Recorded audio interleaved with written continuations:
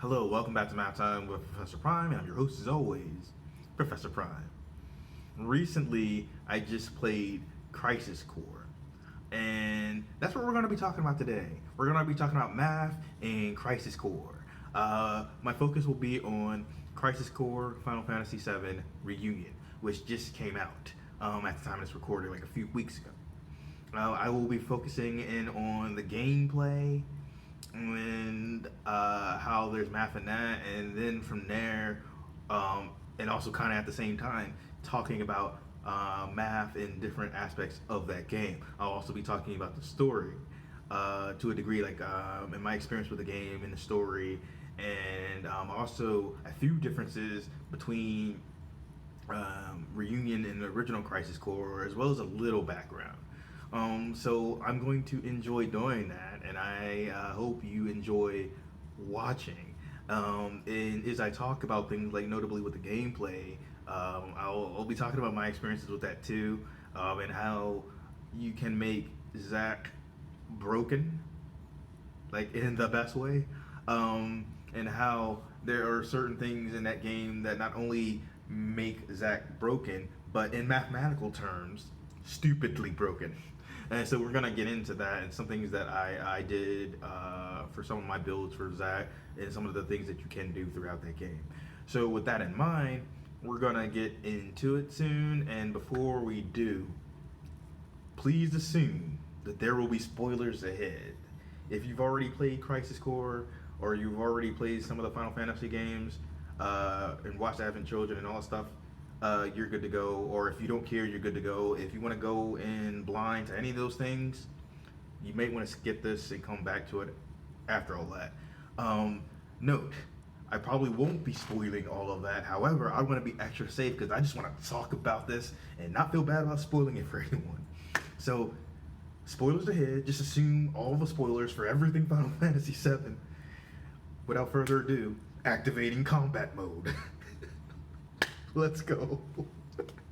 So, with Crisis Core Reunion, it came out, like I said, a few weeks ago at the time of this recording, December 13th, 2022. It was first announced back in June of the same year.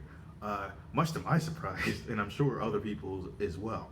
And me personally, I was looking forward to playing this because I was looking forward to playing Crisis Core for a long time. Originally, Crisis Core came out Crisis Core Final Fantasy VII, the full name for that, came out on PSP, back in 2007, and it was only on UMD, like the mini discs that they had back in time, and I did not have a PSP, and it never came to other consoles until now, which is great that it's out now in this new form. Because it's like it's on the Switch, which I played it on, but it's also on PS4, PS5, Xbox One, Xbox Series X. You can also get it on Steam, and that is great. It's more accessible, and it is a big part of the Final Fantasy VII lore. So it's nice to see more of the past, because it's a prequel to Final Fantasy VII. It's more It is good to see that. It's good to see characters from a different perspective. It's good to see how Zack interacted with so many people that we've come to know in Final Fantasy VII and in the other material related to that, and the bigger picture, the compilation of Final Fantasy VII, which has become a thing. So I'm going to start talking about the gameplay soon, but I wanted to give a little background about that and just let y'all know that I had been waiting for this opportunity to play this game. And it's like 15 years I've been waiting to play Crisis Core in some form or another. And here we are, and guess what? It did not disappoint. I cannot express that enough. It actually exceeded my expectations, which were already high. So, one of the big things with Crisis Core is its gameplay. It's an action RPG, and it makes use of a lot of things found in Final Fantasy VII and Final Fantasy as a whole, and I'm going to get into that now. So, one of the big things is, your character, your character here is Zack. That's who you're playing as throughout the course of the game, right? And with Zack, you kind of start from the ground and you work your way up. You have different stats, right?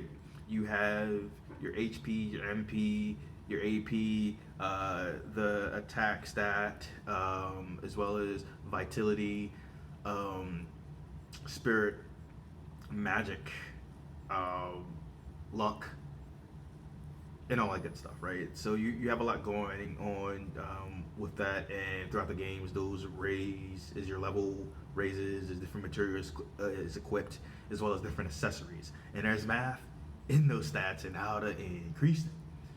And it gets to a point where, again, you could make Zack stupidly broken. You know, a absolute mathematical term. But yeah, so here's the thing, right? So you have your stats, and they all deal with what you can do in terms of your abilities, in terms of your magic, and how much damage you're dishing out, and how much damage you can take. Um, and throughout the game, while you're fighting and you're in combat mode, you have this thing called the DMW, the Digital Mind Wave. And I think like the best way to talk about it is it's pretty much a slot machine that kind of runs on its own and stops at different points in the battle as things are happening, right? And so it runs on chance, right? And you know there's math in that, and you can do things to increase that chance. And like one of the other things that I didn't mention was SP, your spirit points. I think it's spirit points, but either way, you have your SP, and one of the things that you can do, one of the major things that you can do is you can expend those points to keep that slot rolling, and it will keep on rolling as long as you have 10 SP, which is not a feat that's too hard to achieve. The best advice I could say is just make sure you're continuing to defeat your opponents. And I'm going to get into another big thing with SP later. But for right now, you have your basic things that you're doing in combat. You have your basic attacks. You could also do magic attacks. And you can also do different abilities. And, you know, there's math and how all those work and how all those function. And you can also guard. And that's worth noting. So one of the things going in is you have a certain amount of materia slots, right? I think it's like 4 to start. And you can get up to 6. And then for your accessories, I think it's 1 to start, and you can get up to 4. And you can do these things by like you know, doing different missions, advancing in the story, that sort of thing. And that's another big thing. Like so, one of the main things is you have your regular campaign, which is 10 chapters, and then you have a bunch of missions that you could do at the save points. And through these missions, you can unlock different shops, you can unlock different materia, and you can get just so many different things from them. And I think there's around 300, if I'm not mistaken. If someone knows the exact number, feel free to let me know, but I think it's 300. Either way, there's math in all of that, right? And so, anyway, as you're going on throughout the game, you can do a bunch of crazy things, right? Like you can really customize Zack so he's stupidly broken in a way that you want. So back to the digital mind wave, because that's a big thing. Unlike previous games where you're dealing with just experience points that you're building up to level up, and there's math in that, right? There's math in your leveling up and the experience points that you're building. But unlike previous games, the way you level up isn't explicitly that. Because there is like a hidden experience counter that is building up, like based on like, you know, how you're doing in combat and opponent that you're defeating. It may be other things involved in that too, but the idea is like there is a hidden experience counter that's going on, and that ups your chances of leveling up. And this plays into the DMW because one of the things that's happening is, right, you know, it's having different characters like pop up and different numbers popping up, like 1 to 7.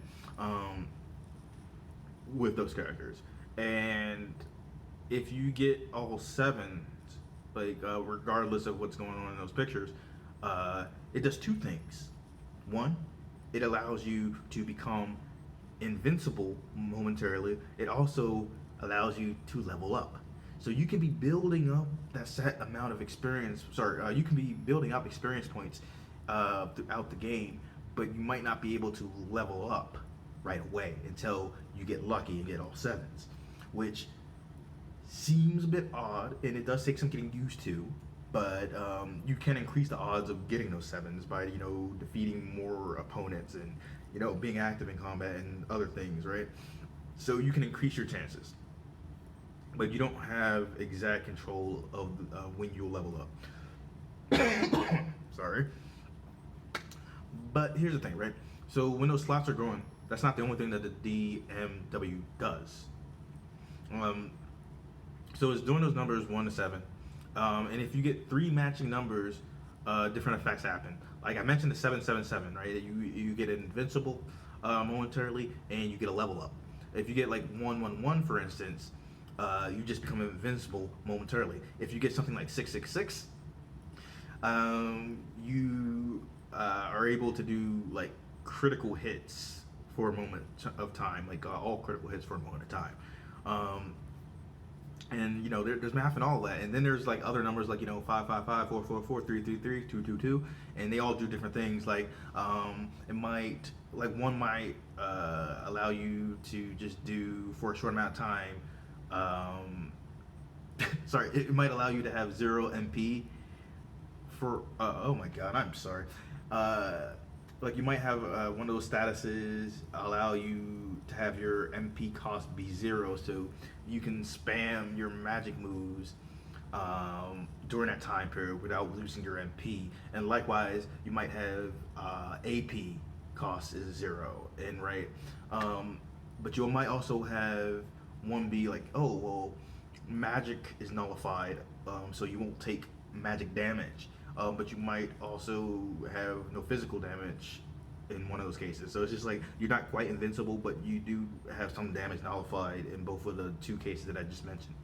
And if you have 2 matching numbers, or I guess sorry, what is a good way to say it? So one other thing is like you have like the 3 matching numbers that I mentioned, but if you have like a combination of sevens, like maybe a 2 sevens or 1 7, different effects happen throughout those, so it's not a complete loss if you get those, and it keeps on spinning and spinning and spinning. And there's a lot of math in how that all functions, right? How it all flows, what it is, how it's represented, how it impacts the damage that you're dishing out and the damage that you're taking. And that's not all.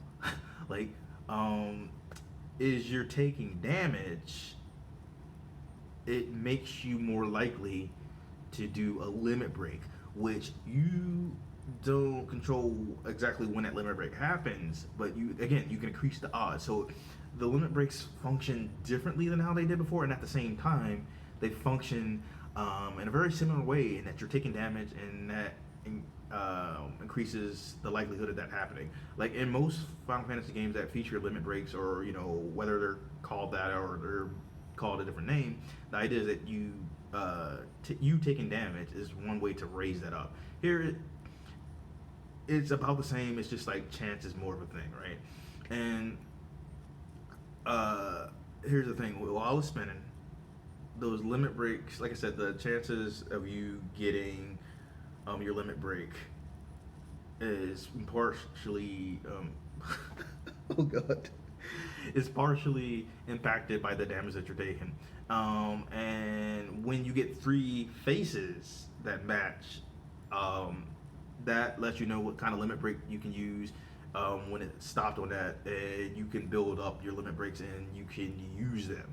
But the thing is, right, unlike some other Final Fantasy games where you can build up your limit break and you can maybe use it in another battle, your limit break is gone by the time you are done with your battle, right? So it's like use it or lose it, right? And here's the thing: so in addition to like some limit breaks that might deal a lot of damage to your opponents or heal you, you have the option of summons, which they kind of function the same way. You can dish out a lot of damage, or you can heal yourself, or you can get some special buffs. And you get summons through this game, mostly through doing different missions. So when you're doing different missions, it's important to know that you're getting a lot out of those if you go at it. Because right, you're doing these different missions and you can get more material out of them. You can get different shop locations that allow you to order things on the go.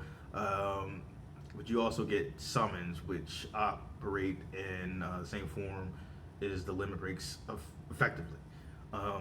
And so it gets interesting. But thing is, like, you get the materia for the summons, but they don't take up item slots, unlike a lot of other games.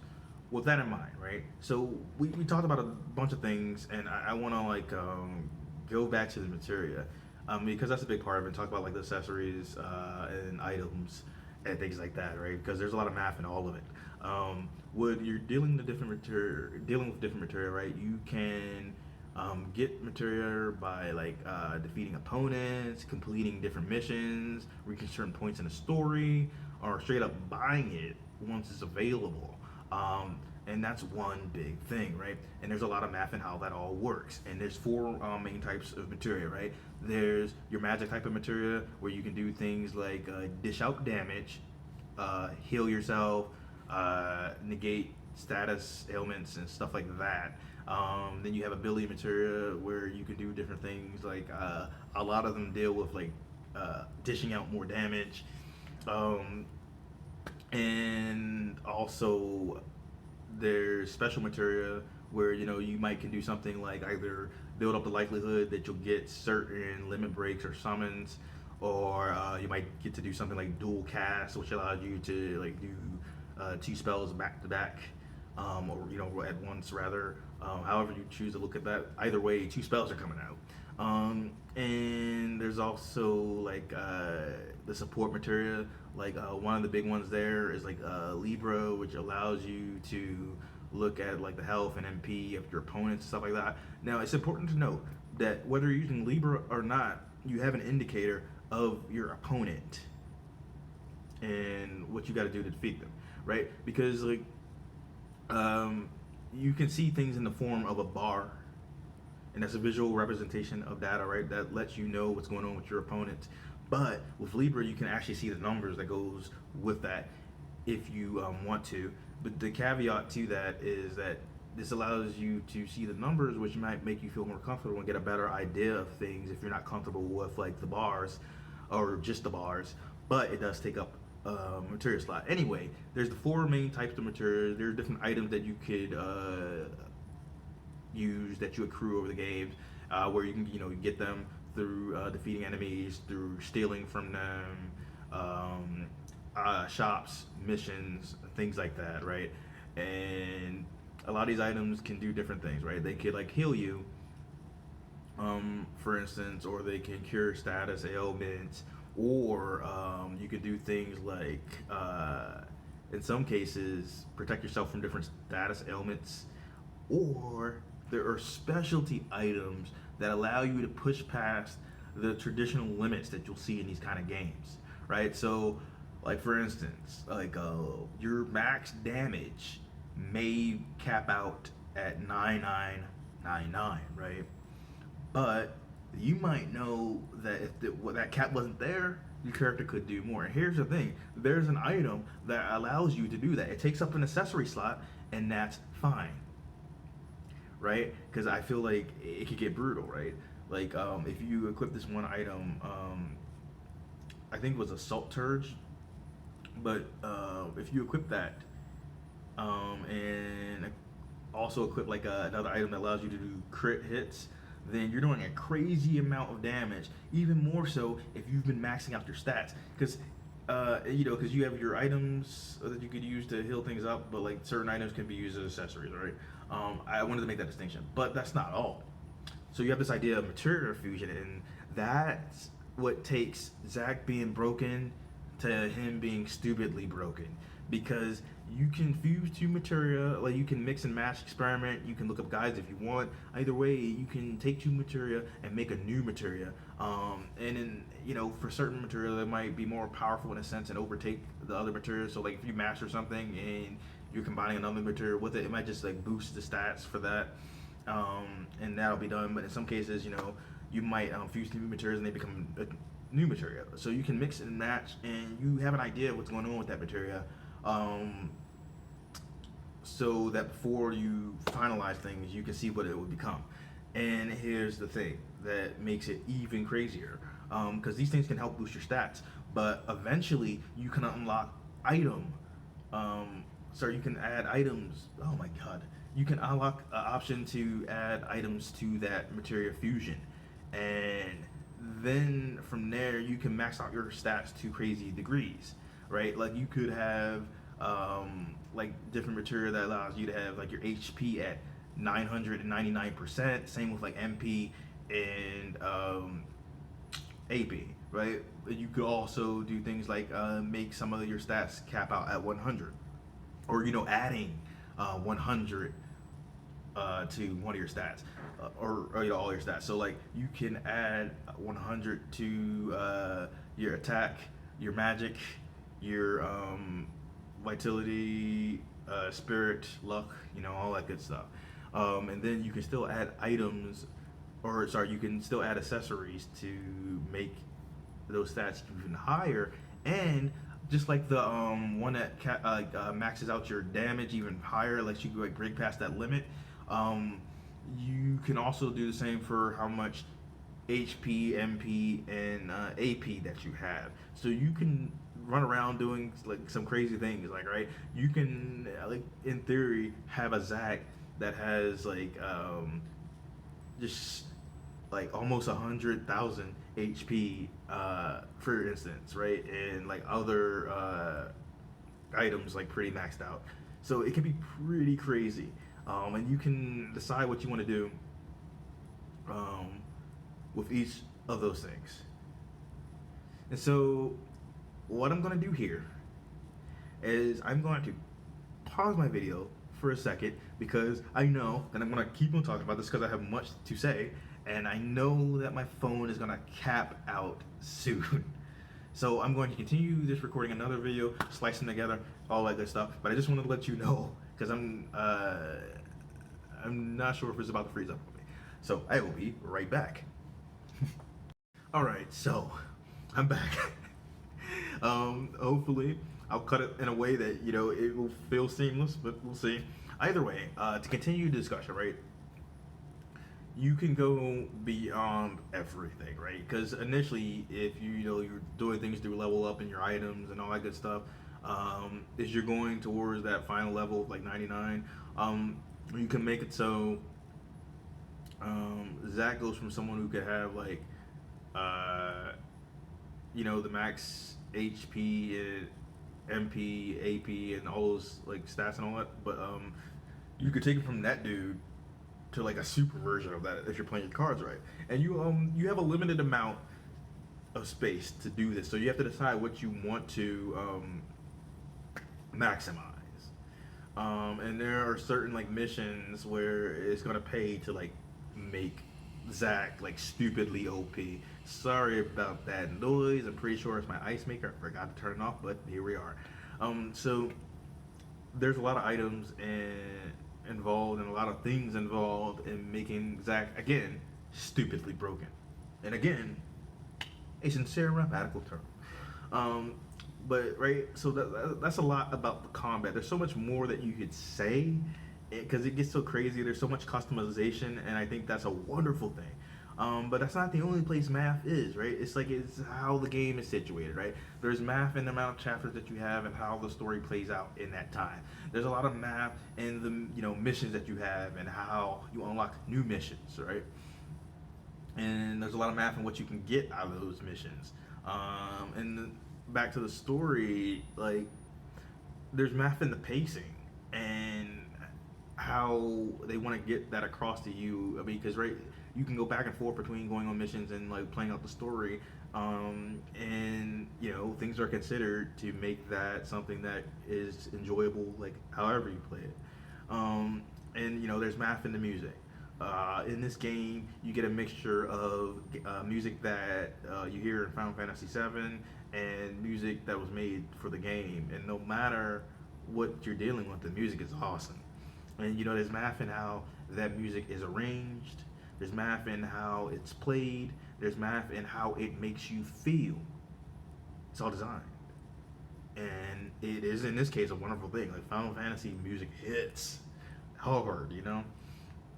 And there's math and not only how the game is presented, but just like math and everything that you could do, which I hope you get a better picture of throughout this video, right? Because you're making decisions on how you want to use Zack, how you're progressing through the story. Like you're deciding when certain things are happening, right? Like because you can play hours and hours and hours without actually going back to progress through the story because you're spending a lot of time on mission, which in some instances can make it a little easier to progress through the story, as well as just making Zack again stupidly broken. And it can be nice. So there's a lot of math in all those things. A lot of math in how the game is designed as a whole, how it gets to you. Math and how it just lines up with everything. Because, you know, a lot of decisions are made. It's like, well, how long should this game be? How do we make this feel like Final Fantasy VII? What are we doing to make players engrossed in this universe? How does it all fit together? And you got to figure that there's math in how the game came together. Sure, that, you know, we normally think about that, but you know, there's a lot logistically that had to happen because, right, at a certain point, there was a lot that was going on with Final Fantasy VII. It was like, hey, let's go back to this game and let's come up with a bunch of stuff. And so you had a few years where there was a lot of Final Fantasy VII products. You had Advent Children, which came out. You had Before Crisis. You had Crisis Core. And you also had Dirge of Cerberus. So you had these four main products that, together with the original Final Fantasy VII, formed the compilation of Final Fantasy VII. And I don't think it's considered part of the compilation now, but there was an anime that was made called The Last Order, which I liked. But it changed some things like canonically, or rather some things got changed afterwards, where I don't think it gets counted in with all that stuff, but it was definitely part of the journey. And then on top of all of those, right, for a while those were considered, you know, that was it for the compilation of Final Fantasy VII. I guess you like, there are also like, I guess, audio books and regular books that get tossed in there, and probably like a million other things, not to mention merchandising. And now you have Final Fantasy VII Remake in the mix, and you have Final Fantasy Rebirth coming up. And I think that's all worth noting because it continues the story, and in that mix between a remake and rebirth, you have Crisis Core Final Fantasy VII Reunion, which just, like I said, came out a few weeks ago at this time of recording. And it helps like create some hype for that narrative, that ongoing Final Fantasy VII narrative. And it also helps us to get that story, to be able to play that story that many have not been able to play at this point, because again, it was on PSP originally, on the UMD, and so you couldn't really buy it online because it was just on the UMD, if I'm not mistaken. So for years you couldn't buy it online. You could only get it on the UMD. So it's like at this point, right, they don't make the PSPs anymore. So you'd have to like go and buy it, right, and buy the UMD and hope it's in working condition. But here we have Reunion. And what's interesting about this, because, you know, like I said in the beginning, spoiler ahead, so I'm not gonna feel bad about talking about that, but just want to give that a reminder. I think it's interesting that Crisis Core Reunion is marketed as an HD remaster of Crisis Core when it feels closer to a remake. Because see, here's the thing, you know, they redid the engine like they did it in Unreal 4. You have like different character models, a different feel, and it's more in line with Final Fantasy VII Remake. So it's kind of funny that this thing that's being marketed is a remaster is really a remake, and it's kind of funny that Final Fantasy VII Remake, which is marketed as a remake, is really more of a sequel. Which, you know, if you played it, you know, and I find that fascinating in the naming sense. But either way, you have Crisis Core making a glorious return to popular consciousness, and I think that is great. And I can't wait to see what happens with the next chapter of Final Fantasy VII. But while I'm still here, I didn't get a chance to fully talk about my feelings on the game. I'm kind of a little bit, so I want to do that too. So here's the thing. I have been waiting for Crisis Core for a long time. I read up on it. I watched different video clips about it, but I didn't get to play it because I never had the PSP. I've played the PSP, but I've never had one on my own, or one of my own. And I didn't know anyone that had a PSP that did have Crisis Core back in the day. So for me to get a chance to play this updated version isn't just another thing, because it's like not only did they change, like the graphics, give it that update, give it a new engine. They changed the combat system from what the original was. Like, it's more refined from what I see when I look at the differences.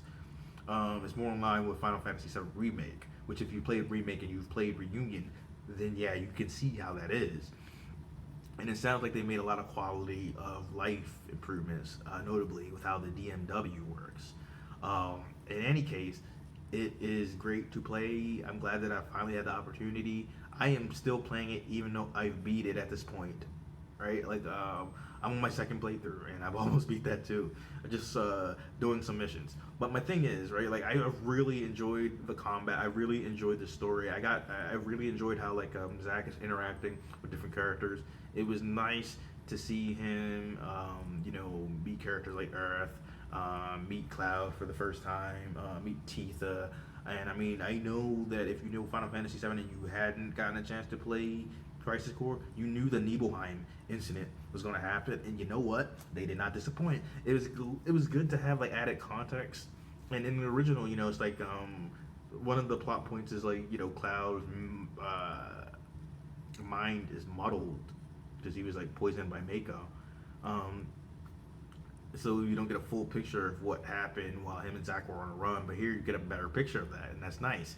And it was just like crazy to see these characters that formed, informed, I guess, formed or informed. I guess they both actually work for this, but you get a lot of characters that interact with Zack that give you a better character of not only of who Zack is, but how these characters impacted him in his journey.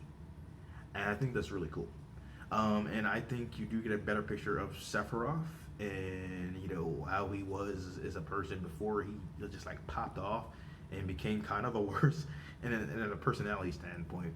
Right? Because I always felt like in the original, it's just like, okay, so this dude, yes, he found out the truth about his past, and then he just goes like popping off. But here, you know that he's been at it dealing with this for a few years, and then he finds out more and more. And the stuff with Nibelheim, I still think he went crazy, but it's like there's a more of a build up to it, right? And then it's like, yeah, I still think he's a jerk, but like you see more of how he got there. And Sephiroth is just like such an interesting character, and I feel like over the years fans have given Sephiroth more power than he already had, because in the original, there was a lot of mystique around the character, but you knew he was powerful. And over the course of the game, you see some of the side effects of what he's done and how he's impacted people. Like, most of the people on your team in that original game, they have a valid reason to hate this dude. So you get a better picture of not only that power from a different perspective, but how he is as a person. I think that's interesting. And I say that because you hear a lot about Sephiroth's power. You hear about the feats, and I guess through Genova you see what that could look like, but you don't meet Sephiroth in Final Fantasy VII until the end of the game, and I think that's fascinating because at this point, right, you know him mostly through flashbacks and interactions with Genova, which is a whole other thing, right? But I think it's been interesting to see him in a new context with Crisis Core, and I say the fans give him more power because if you look at how he's depicted in Advent Children, how he's depicted in Crisis Core, how he's depicted in Remake, and just anything Final Fantasy VII, this dude went from OP to stupidly OP, and I think that's interesting. So it's just it's fun to watch him interact with other characters, and it's cool to see a different side of him in Crisis Core, because up until he goes crazy, you do get to see a more human side of him. You get to see him as just distant dude. And with Zack Fair, who you're playing it's great to see him in a different context, because in the original Final Fantasy VII, he's this major character in a sense that he impacted Cloud, but he's kind of using a minor character sort of sense within the story, right? Like you never actually get to meet him. You see him in flashbacks. That's about it. But he has such a pivotal role in the story, in the sense that he has impacted Cloud in this big sense, and also his connection with Earth in that game. Though you don't get to see it like you get to see it in Crisis Core. And we again like he got to meet Tifa too, so that's worth talking about. I think it's interesting to see this character and see how he's like this cheery guy, and he never quite loses that cheeriness, but he definitely becomes more like jaded, more cynical, and more careful in terms of like how he examined what he did, right? Because he's a soldier, he fights, is what he does, but he is a guy who also wants to be a hero, and he's forced to examine what that really means and what does working for Shinra mean, right? And so I think it's just like it's interesting, and like getting to see Genesis and Jill. That was interesting because they were both characters that had impacted Zack, but also Sephiroth, and they're used throughout the story in some interesting ways. I think, although like the copy part is always kind of weird to me, but it's nice to see their impact, and just like know more about this lore in a more deep sense, because again, like I've looked up clips, I've read things, but it is very different to actually play the game, and it's a beautiful game. It's like just I don't know how else to describe it. And I'm a big Final Fantasy VII fan. Like it's one of those things where over the years I went from like really liking it to like super liking it.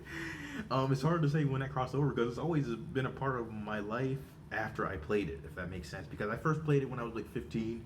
I'm 35 now, so it's been in my life for 20 years, and there's always been something that's been like lurking in the shadows coming out. And I think like even when they do things like Dirge of Cerberus, which I wasn't crazy about, it still adds something to the mythos, right? It's still part of that larger picture.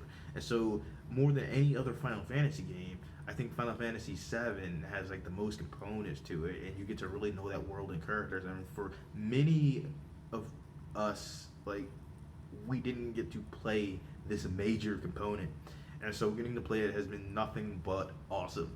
And getting to like talk to my friends who have also just finally played it, that's been amazing too. So I'm gonna bring this video to a close pretty soon, but I wanted to say like if you have stuck with this video the whole time, I hope you learned something more about Crisis Core and how math is linked to it, and I hope you've enjoyed me getting to talk about how I feel about the game and Final Fantasy VII as a whole.